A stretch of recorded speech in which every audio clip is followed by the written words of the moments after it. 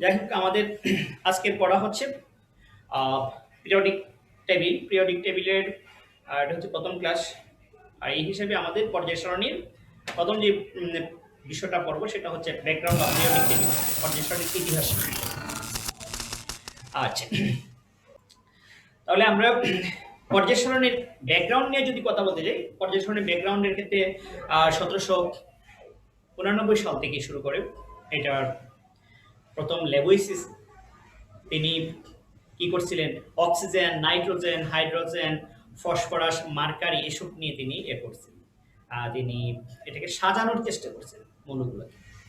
পরবর্তীতে আসছে 1829 সালে ডোবেরাইন। ডোবেরাইন কি লক্ষ্য করলেন? ডোবেরাইনের একটা ত্রয়ী সূত্র আছে, সেটা হচ্ছে কি যে পারমাণবিক ভর অনুযায়ী সাজালে হলে, এবং সেটা কিভাবে আমরা একটু দেখি।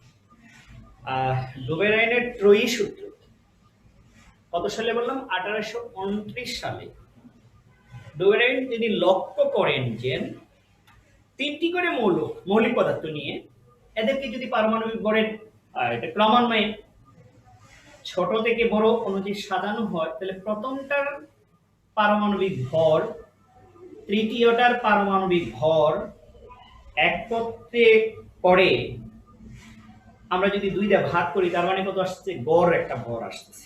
এই গড় ভরটা হবে দ্বিতীয়টার পারমাণবিক ভরের সমান। এক্সাম্পল দিচ্ছি, তো যেমন লিথিয়াম, এই হচ্ছে এটার পারমাণবিক ভর হচ্ছে 7, এটার হচ্ছে 23, এটার হচ্ছে 39। এখন এই পারমাণবিক ভরগুলোর ক্ষেত্রে আমরা বলতেছি যে প্রথমটা আর তৃতীয়টা। এটাকে কেন প্রথম বললাম? কারণ পারমাণবিক ভরগুলাকে যদি আমরা ঊর্ধ্বক্রম অনুযায়ী সাজাই, দেখা যাচ্ছে 7, এরপরে 23, এরপরে 39 এবং এভাবেই হবে। তাহলে প্রথমটার এবং তৃতীয়টার পারমাণবিক ভরের গড়, তাহলে 7 প্লাস 39 ডিভাইডেড 2। কেন 2? কারণ এই একটা দুইটা পাইতেছি কত? 46/2 is equal to 23। আর এই 23 হবে দ্বিতীয়টার পারমাণবিক ভরের সমান অথবা কাছাকাছি। আমরা এই বিষয়টাই বলবো যে ডোবেরাইনের ত্রয়ী সূত্রটা কি। ত্রয়ী মানে তিনটা মৌলিক কথা, এখানে বলা হচ্ছে ত্রয়ী মানে তিন। বিজ্ঞানীর তিনি প্রথমে কি করলেন, যে প্রথমে পারমাণবিক যে যেটা থাকলো, ওনার কথা হচ্ছে যে পারমাণবিক ভর অনুযায়ী তিনি কি করলেন, মৌলগুলোকে সাজালেন। ছোট থেকে বড় সাজানোর পরে প্রথমটার সাথে তৃতীয়টার পারমাণবিক ভর দ্বিতীয়টার পারমাণবিক ভরের সমান বা কাছাকাছি। তো এই জায়গায় পরে আসতেছেন 1864 সালে বিজ্ঞানী নিউল্যান্ডের অষ্টক সূত্র। নিউল্যান্ডে তিনি প্রথম লক্ষ্য করতেন যে কি হচ্ছিল। একটা মিনিট। 1864 সালে কি করলেন বিজ্ঞানী নিউল্যান্ড অষ্টক সূত্র আবিষ্কার করলেন। উনি ওনার গান থেকেই, অর্থাৎ উনি গান প্রিয় মানুষ ছিলেন, উনি গান গাইতেন। আর সকল গানের তিনি দেখলেন যে একটা সূত্র মেনে চলে। আমরা জানি যে যারা গান টান পারে এগুলো কিন্তু আবার কি আছে, কি অনেকগুলা নিয়ম শৃঙ্খলা মেনে চলে। সেটা কি? সা, রে, গা, মা, পা, ধা, নি, এই পর্যন্ত, এই 8টা অক্ষর। সা, রে, গা, মা, পা, ধা, নি, আবার সা। আমরা গান শিখবো, সা, রে, গা, মা, পা, ধা, নি, সা। এইটা কি আসলো? ধরো না, ম্যাগ, এলো, শিল, পড়া, সুর, ফল। তখন নিষ্ক্রিয় গ্যাস আবিষ্কার হয়নি। যখন নিষ্ক্রিয় গ্যাস আবিষ্কার হয়নি তখন তার গানটা খুব জনপ্রিয় ছিল। এরপরে যদি আমরা আরেকটা ব্যাপারটা কি একটু বোঝার চেষ্টা করবো, আমি এটা বলতেছি। পরে ওনার আমরা যদি একবারে সরাসরি চলে যাই, উনি কি বলতে চাইতেছে যে এইগুলোকে পারমাণবিক ভর অনুযায়ী এভাবে যদি 8টা মৌলকে আমরা সাজাই, এখানে কয়টা সাজাইলাম? এখানে হচ্ছে 11, 12, 13, 14, 15, 16, 17। এরপরে আমরা এখন তো পারমাণবিক সংখ্যা আবিষ্কার জানি, কিন্তু আগে কিন্তু ভর অনুযায়ী সাজাই। দেখাইতেছে, আমি পুরো পর্যায় সারণীটা দেখাই দিই।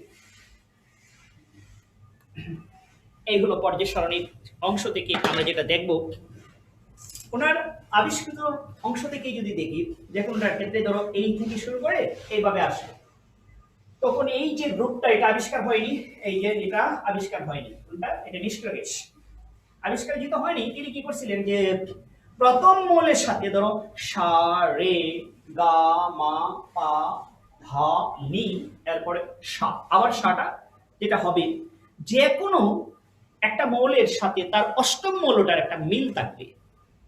কি মিল থাকবে? যথেষ্ট পরিমাণ সাদৃশ্য উনি খুঁজে পেয়েছেন, যা আমরা এখনো পেয়েছি। কি দেখতে পাইলেন? ধরো আমি যদি এই মৌলটার কথা বলি, এই গ্রুপটা ছাড়া এটা তখন আবিষ্কার হয়নি। এই লিথিয়ামের সাথে পরবর্তী যে 8 নম্বর মৌলটা হবে তার মতোই বৈশিষ্ট্য সম্পন্ন হবে, এবং তার গ্রুপেরই যে সকল বৈশিষ্ট্য রয়েছে, আমরা বর্তমানে এখন গ্রুপ কথা নিয়ে মানে গ্রুপ নিয়ে কথা বলি, কিন্তু আগে তো এরকম গ্রুপ টুপ এগুলো এতটা ছিল না। কে কিভাবে সাজাইবে, কোন যুক্তিতে কে পর্যায় সারণীর মৌলগুলোকে, মানে মূলত মৌলগুলোকে কোন যুক্তিতে কিভাবে সুন্দর করে একই বৈশিষ্ট্য সম্পন্ন সাদৃশ্য বৈসাদৃশ্য নিয়ে কে সাজাবে, এই বিষয়গুলো নিয়ে। তাহলে পর্যায় সারণীতে দেখা যাচ্ছে নিউল্যান্ডে তিনি একটা বিষয় লক্ষ্য করলেন, যেমন প্রত্যেকটা গানের একটা সূত্র থাকে, তাই মৌলগুলো একটা সূত্রের মতো মেনে চলে। সেটা কেমন? যে কোনো মৌল তার অষ্টম মৌলের সাথে, ওনার সূত্রটা হচ্ছে এরকম যে মৌলগুলোকে যদি পারমাণবিক ভরের ছোট থেকে বড় অনুযায়ী সাজানো হয়, যে কোনো একটা মৌলের ধর্ম হবে, যে কোনো একটা মৌলের ধর্ম হবে তার মানে অষ্টম মৌলের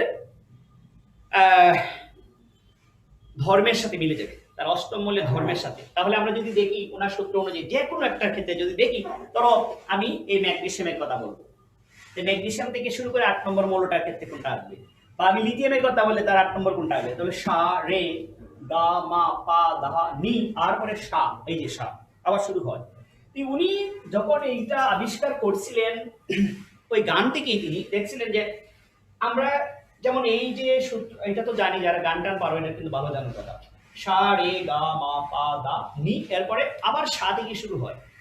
ঠিক তেমনি sodium, magnesium, aluminium, silicon, phosphorus, sulphur, chlorine, এরপরে যে মৌলটা মানে অষ্টম মৌলটার ক্ষেত্রে যদি আমরা দেখি, আবার একটু এখান থেকে পুরো অংশটা লিখেছি, দেখে নাও। লি, বিতে, বু, কা, নি, অয়েল, ফ্রি। ব্যাপারটা হচ্ছে, আমি এই মৌলের কথা বলি, ব্যারিলিয়ামের কথা বলি, বোরনের কথা বলি, কার্বনের কথা, নাইট্রোজেন, অক্সিজেন, যে কোনোটার কথাই বলি না কেন, অষ্টম মৌলটা হবে তার পারমাণবিক ভরের বা একই কি বলে বৈশিষ্ট্য সম্পন্ন মৌল। একটা একটা করে দেখতেছি। লিথিয়াম, এই লিথিয়াম থেকে আমি 8 নম্বর মৌল কোনটা পাবো? ধরো 1, 2, 3, 4, 5, 6, 7, 8। তাহলে এই যে 8 নাম্বারটা পাইতেছি, তাহলে এর সাথে এর মিল থাকবে। আমি যদি বেরিলিয়ামের কথা বলি, তো বেরিলিয়ামের সাথে তার 8 নম্বর মৌল কোনটা হয়? এখান থেকে শুরু করি, 1, 2, 3, 4, 5, 6, 7, 8, এটা হবে।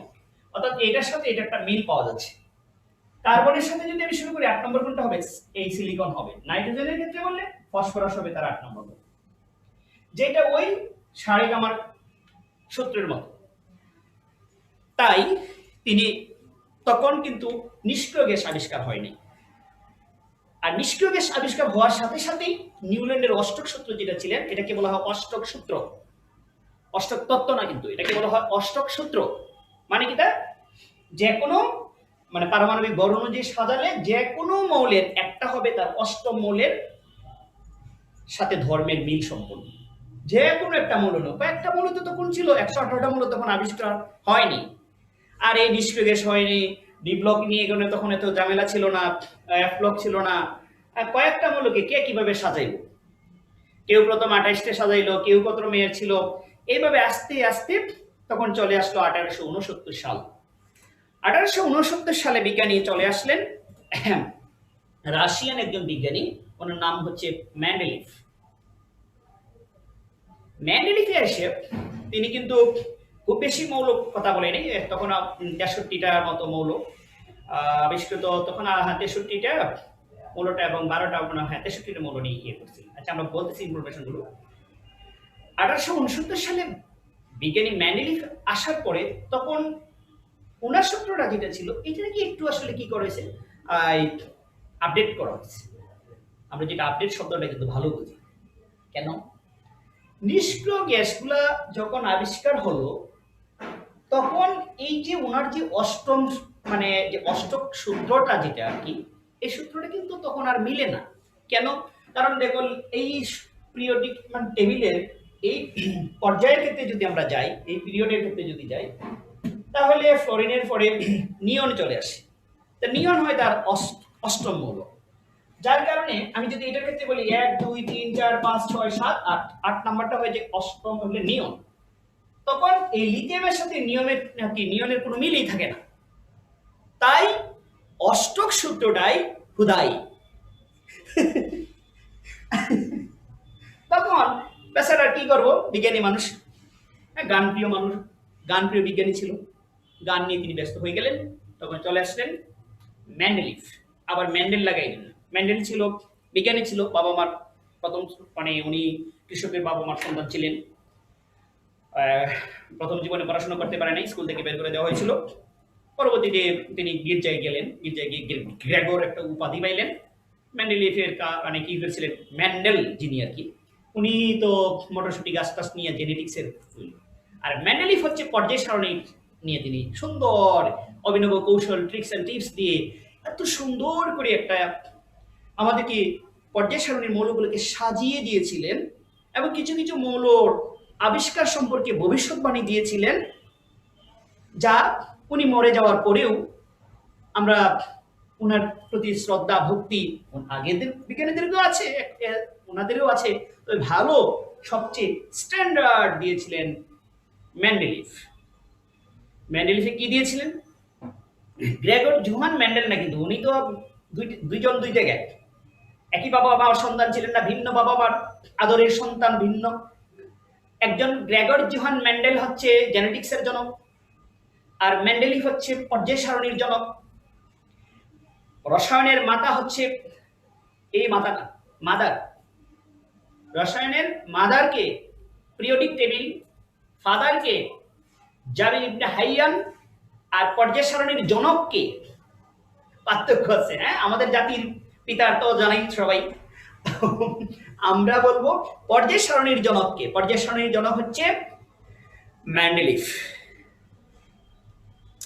উনি কি করছিলেন, 63 মৌল নেই দেখো ওইদিকে। ওনার আসলে আমি মনে করি কি, ওই যে গানপ্রিয় বিজ্ঞানী যিনি নিউল্যান্ডের অষ্টক সূত্র আবিষ্কার, এইটারই আসলে আপডেট করা হয়েছে। যখন নিষ্ক্রিয় গ্যাসটা আবিষ্কার হয়ে গেছে তখন উনি বলছে সব ঠিক আছে। আমি বুঝলাম না ওনার অবদানটা কেন আরো হাইলাইটস করা হলো না। অনেক সুন্দর অবদান এখানে ওনারটা, এটা তো খুব ভালো। এত গান, এক নম্বর হচ্ছে দেখো আমরা এখানে গানের মধ্যে থাকে একটি মন, মানে একটা প্রাণ থাকে। দেখুন মন নষ্ট দিলে কষ্ট, গান শুনলে শ্রেষ্ঠ হয়ে যায়, উৎকৃষ্ট। আর এখন তো বর্তমানে ডিজে গান বেরিয়ে গেছে, বর্তমানে আমরা ওইটা ডিজে ভাবে এটা আবিষ্কার করছি আমি। শীটের মধ্যে কিছু আছে, এটা মনে রাখার বিভিন্ন ট্রিক্স এন্ড টিপস আছে, আসতেছি আমরা এগুলা ডিজে স্টাইলে আমরা পর্যায় সারণী শিখব। তাহলে মেন্ডেলিভ এসে কি করলেন, এটা আধুনিক পর্যায় সারণী সূত্র দেওয়া হয়েছে। দেখো এটা নাকি, এরপরে হচ্ছে সর্বাধুনিক পর্যায় সারণী। আমরা যদি এত ডিপে যাব না, মেন্ডেলিভেরটা তখন 1869 সাল, পরে 1869 পরে এসে সংশোধন হয়েছে কত সালে, 1913 সালে। উনি মুসলে ছিলেন বিজ্ঞানী, বিজ্ঞানীর নাম মুসলে। ওনারও বাবা মার সন্তান ছিলেন উনি। উনি হয়েছে উনি একটা জাস্ট, উনি আবার শ্রদ্ধা ভক্তি সম্পন্ন, খুব ভালো ছিল, বিজ্ঞানীদেরকে খুব বেশি সম্মান প্রদর্শন করতো বলেই ওনাকে আমরা পর্যায় সারণীর জনক দিই নাই, দিয়েছি আমরা মেন্ডেলিভকে, কারণ মেন্ডেলিভের অবদানটা এখানে বেশি। তিনি কি করলেন, ওনার সূত্রটা ছিল এরকম যে মৌলগুলোর ভৌত এবং রাসায়নিক ধর্মাবলী, ভৌত মানে বাহ্যিক, যেটা বাহিরের দিক থেকে দেখতে কালা না সুন্দর না বান্দর, এই জিনিসটা কি ভৌত, বাহ্যিক অবস্থান আর কি, বাহিরের দিক থেকে। ভৌত এবং রাসায়নিক ধর্মাবলী তাদের পারমাণবিক ভর বৃদ্ধির সাথে সাথে পর্যায়ক্রমে আবর্তিত হয়। অনেক পয়েন্ট এখানে চলে আসছে কিন্তু। এই যে দেখো, ভর যদি আমরা হিসাব করি, আমরা ছোটবেলায় যে সূত্রটা দিয়েছিলাম সেই সূত্রে যদি আলোকে যাই, এটা হচ্ছে 3 দুগুণে 6 এর 7, এটা কত 3 4 5 6 7 8 9, আমরা যে 4 দুগুণে 8, তারপরে 5 দুগুণে 10 আর 11, 6 দুগুণে 12, 7 দুগুণে 14, 8 দুগুণে 16, 9 দুগুণে 18 19। ব্যাপারটা কি, তোমরা সাধারণত কিছু মৌলগুলোর ভর কিভাবে মনে রাখবে? ভরগুলো মনে রাখবে এইভাবে, যদি পারমাণবিক সংখ্যাটা জোড় হয় তাহলে ভর বের করবা এই পর্যায়ের জন্য। এখানে দেখাই দিচ্ছি, এখানে আমরা পর্যায় সারণী থেকে নতুনটা চলে আসছি, আপডেট ভার্সন, ঠিক আছে? হ্যাঁ, এই যে আমরা যদি এই পর্যায়ের ক্ষেত্রে আসি, এটাকে বলা হয় পর্যায়, এটা হচ্ছে পর্যায়, আর এইগুলো যেটা আছে স্তম্ভ, এইগুলোকে বলা হয় গ্রুপ। এটা হচ্ছে গ্রুপ, অর্থাৎ সারি। সারি কিন্তু লম্বা হয়, আমি দেখছি না সারি লুঙ্গির মতো ছোট, সারি হয় লম্বা, এই যে সারি, আর আরি করে গেছে, এগুলো সারি। এটাকে আমরা বলি প্রিয়, এটা এই অংশটা হচ্ছে কি এটা একটা পিরিয়ড বা পর্যায়, আর এটা হচ্ছে গ্রুপ। এটা এভাবে যদি আসে এটাকে গ্রুপ বলা হয়। পর্যায় সারণীতে উনি বলছেন মৌলগুলোকে ক্ষেত্রে নিয়ে যদি তাদের পারমাণবিক ভর অনুযায়ী সাজানো হয়, তাহলে আমরা পারমাণবিক ভরটা অনেক সময় বের করতে গিয়ে অনেকের একটা প্রবলেম হয়। তেমন হ্যান্ড নোটগুলোর মধ্যে এটা নিয়ম দেওয়া আছে, তুমি কিভাবে বের করবে ট্রিক্সের সাহায্যে, সবার কাছে মোটামুটি আছে মনে হয়। দ্বিতীয় অধ্যায়ের মধ্যে আছে, হ্যাঁ দ্বিতীয় অধ্যায়ের মধ্যে এটা আছে দেখবাই, এবং পর্যায় সারণীর মধ্যে ওইটার ট্রিক্সগুলো দেওয়া আছে। আমি দ্বিতীয় অধ্যায়ে যেটা দিয়েছি পদার্থের, হ্যাঁ এটার মধ্যে দেওয়া আছে, আবার পর্যায় সারণীর মধ্যেও আছে। এরপরে আমি একটু দেখাই দিচ্ছি। এখান থেকে যদি আমরা জোড় পারমাণবিক সংখ্যা পাই এবং বিজোড়ের ক্ষেত্রে যদি পাই, তাহলে 2 4 5 6 7 এগুলো হচ্ছে পারমাণবিক সংখ্যা। তাহলে ভর কিভাবে বের করব?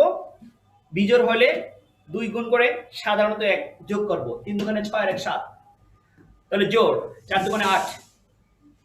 এটার ক্ষেত্রে আসি যদি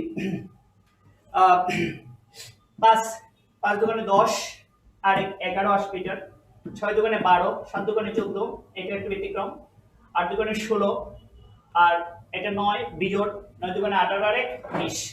এটার জন্য 11 দুগুণে 22 আর 1 23, তারপরে 12 দুগুণে 24, 13 দুগুণে 26 আর 27, 14 দুগুণে 28 আর 1 14 দুগুণে 28 হবে, 15 দুগুণে 30 আর 1 31, 16 দুগুণে 32, আর 17 দুগুণে 34 আর 1 35। তাহলে এটার জন্য আমরা 0.5 বেশি বলে দিয়েছিলাম। এরপরেরটার জন্য আলাদা সূত্র দেওয়া আছে, সবগুলো ব্যাখ্যা করা যাচ্ছে না, আমাদের পড়ার বিষয়টা যাচ্ছে, ওনার সূত্রটা কি। এই যে সংখ্যাগুলো, এটি হচ্ছে পারমাণবিক সংখ্যা। উনি পারমাণবিক সংখ্যা জানতেন না, এটা যদি জানতেন তো সেই হয়েছিল।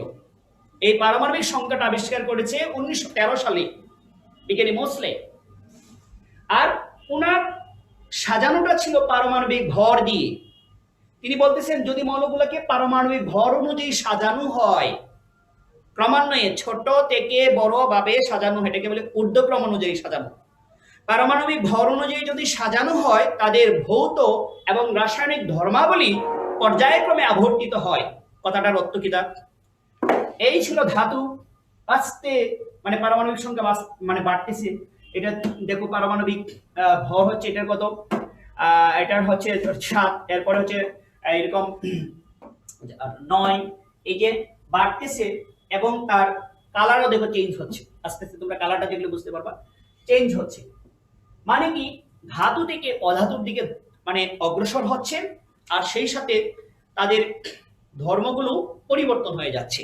এক পর্যায়ে দেখা যাচ্ছে ধাতু থেকে অধাতু, সবগুলো আমরা আস্তে আস্তে সবগুলো জানবো। অধাতু, এরপরে তার সলিড থেকে লিকুইড, এরপরে গ্যাসীয়, এইভাবে চেঞ্জ হয়ে যাচ্ছে।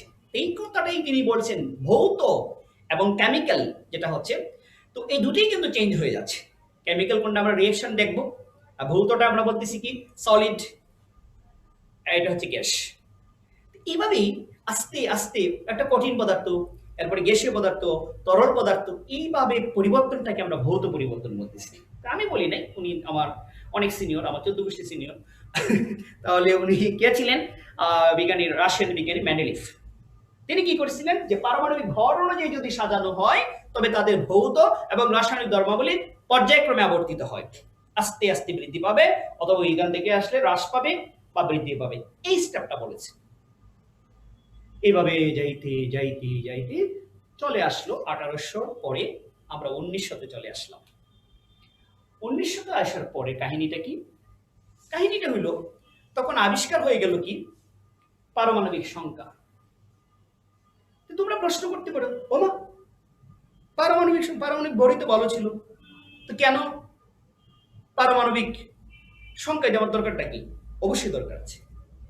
মেন্ডেলিভ আবিষ্কার করছে পারমাণবিক ভর নিয়ে সাজাইলে ভালো হয়, একটা ক্রমান্বয়ে সাজাইলে পর্যায়ক্রমে আবর্তিত হয়। ওনার সাজানোর অভ্যন্তরে কিছু ত্রুটি রয়েছে, সেই ত্রুটিটার সমস্যাগুলো সমাধান করার জন্য পারমাণবিক সংখ্যা আবিষ্কৃত হয়েছে। সেটা কি আমরা যদি একটু লক্ষ্য করি, দেখো এদিকে নিয়মটা ছিল পারমাণবিক ভরগুলো ছোট থেকে বড় সাজাই।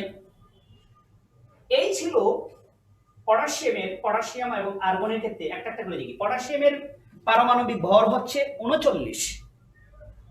আমরা সারা জীবনে গণনা ছোটবেলায় থেকে শিখে আসছি। 39-এর পরে কি হইতো? 40 হইতো। 39-এর পরে 40 হয়। কিন্তু আমরা যদি বলি 40 39, তার মানে বুঝবো এটা তো উল্টা, এটাই তো স্বাভাবিক। আমি যদি বলি 2 1, তার মানে উল্টা পাবে, আর 1 2 তার মানে হচ্ছে কি সোজা। তাহলে ঘটনাটা কি দাঁড়াচ্ছে, মানে এটা হচ্ছে কি 39.94, মানে এটা হচ্ছে 40, আর্গনের হচ্ছে আমরা 40 ধরি, অর্থাৎ আর্গন হচ্ছে 40, আর্গনের পরে আসছে কে 39। ও মা, এই কি আরেকটা সমস্যা, মানে কি ঘটনাটা অনেকে বুঝতেছে না। উনি তো বলছেন মৌলগুলোকে যদি পারমাণবিক ভর অনুযায়ী সাজাই, আমি সাজাইলাম ভর অনুযায়ী সাজাইলে কি হইতো? আমি যদি ভর অনুযায়ী সাজাইতাম তাহলে কি হইতো? এই জায়গায় আসতো ওই আর্গনের জায়গায়, অর্থাৎ 40-এর এই যে এটা যেটা আছে এখানে 39 আইতো, কারণ এটা তো 40। 39 আসতো কোথায়? আর্গনের জায়গায়। এই যে আর্গনের জায়গায় বর্তমানে যেটা আর্গন আছে এখানে পটাশিয়াম আসতো। তোমরা চিন্তা করো, পটাশিয়াম একটা অধিক সক্রিয় ধাতু, যে বাতাসের সাথে আগুন লেগে যায়। এইটারে আমি একটা নিষ্ক্রিয় গ্যাসের সাথে রেখে দিব, পর্যায় সামনে তো হুদাই দিব। আরো সমস্যা আছে। পরে আসছে ট্যালোরিয়ামের ক্ষেত্রে যদি আসি, এই দেখো এই ট্যালোরিয়ামের হচ্ছে 127 আর আয়োডিনের হচ্ছে 126। তাহলে 127-এর পরে 126 হওয়া, এটা তো একটা হাস্যকর। আমি যদি মেন্ডেলিভের নিয়ম অনুযায়ী সাজাই তাহলে কি করতে হবে? মেন্ডেলিভের নিয়ম অনুযায়ী সাজাইলে আয়োডিনটাকে এখানে দিতে হবে, অর্থাৎ 126 কে হবে এই জায়গায়, আর টেলোরিয়ামকে দিতে হবে এই জায়গায়। মানে দুইটার ধর্মই আলাদা। এটি পুরো মানে ফ্লোরিন, ক্লোরিন, ব্রোমিন, আয়োডিন, এরা হচ্ছে লবণ গঠনকারী পদার্থ, আর এগুলো হচ্ছে সাধারণত ধাতু ধর্ম বৈশিষ্ট্য। টেলোরিয়াম, তারপর হচ্ছে পোলোনিয়াম, এগুলো ধাতু ধর্ম বৈশিষ্ট্য। এই হিসেবে দেখা যাচ্ছে পারমাণবিক ভর অনুযায়ী যদি সাজাতে হয় কিছু কিছু সমস্যা রয়, আর এই সমস্যাগুলো থেকে করতে হয় এগুলাকে দূর। না হলে আমরা এই যে মেন্ডেলিভের পর্যায় সারণী অনুযায়ী যদি আমরা সাজাইতে যাই তাহলে কয়েকটা সমস্যার কারণে মূল পর্যায় সারণীটি ব্যাহত হয়। তখন এই সমস্যাটাকে দূর করার জন্য চলে আসলো মোসলে। 1913 সালে তিনি আবিষ্কার করলেন পারমাণবিক সংখ্যা। আর তখন আমরা পারমাণবিক সংখ্যা অনুযায়ী যখন সাজাই এই সকল সমস্যা দূর হয়ে যায়। তখন কি করলাম? 1 2 3 4 5 দিয়ে এভাবে সাজিয়ে দেওয়া হয়েছে। তখন এটা কি হলো? আধুনিক পর্যায় সারণী। আর আধুনিক পর্যায় সূত্রটা কি? তোমাকে যদি প্রশ্ন করে, অনেক সময় এই প্রশ্নটা থাকে, বাচ্চারা বারবার জিজ্ঞেস করে, স্যার আধুনিক পর্যায় সূত্র কোনটা?